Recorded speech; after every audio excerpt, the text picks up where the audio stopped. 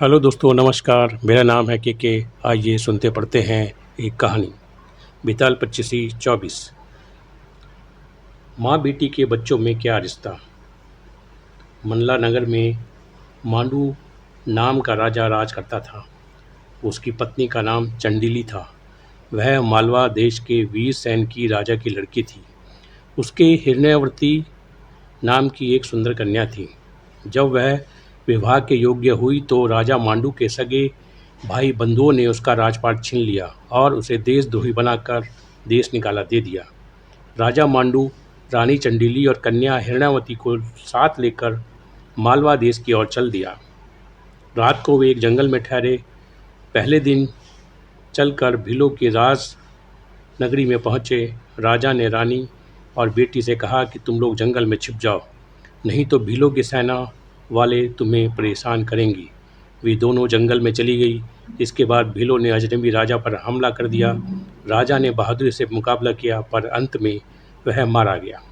उसके जाने पर रानी चंडीली और बेटी हिरण्यवती जंगल से निकल कर आई और राजा मांडू को मारा देखकर बड़ा दुखी हुई।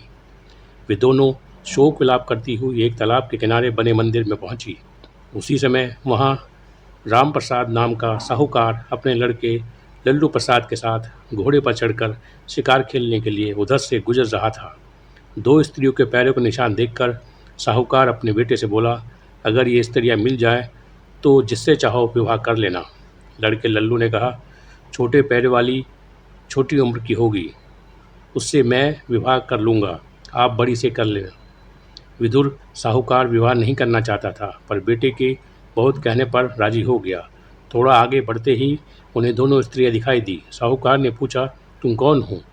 रानी ने सारा हाल कह सुनाया। साहूकार उन्हें अपने घर ले गया। संयोग से रानी के पैर छोटे थे और पुत्री के पैर बड़े, इसलिए साहूकार ने पुत्री से विवाह किया।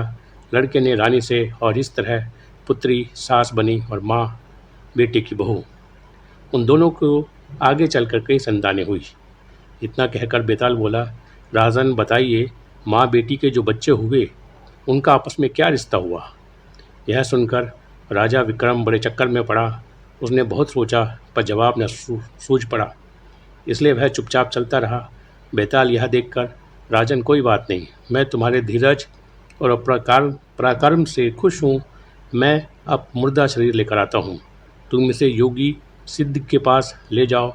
जब वह तुम्हें इस मुर्दे को सर झुकाकर प्रणाम करने को कहे तो तुम कह देना कि पहले आप करके दिखाओ। जब वह सिर झुकाकर प्रणाम करे तो तुम उसका सिर काट लेना। उसका बलिदान करके तुम सारी पृथ्वी के राजा बन जाओगे। सिर नहीं काटा तो वह तुम्हारी बलि देकर सिद्धि प्राप्त कर लेगा। इतना कहकर बेताल चला गया और राजा मुर्दे को लेकर योगी के पास आया। अगली 25वीं आखिरी कहानी जल्द ही। लाइक करें, शेयर करें, सब्सक्राइब करें, कमेंट करें। इसी के साथ धन्यवाद।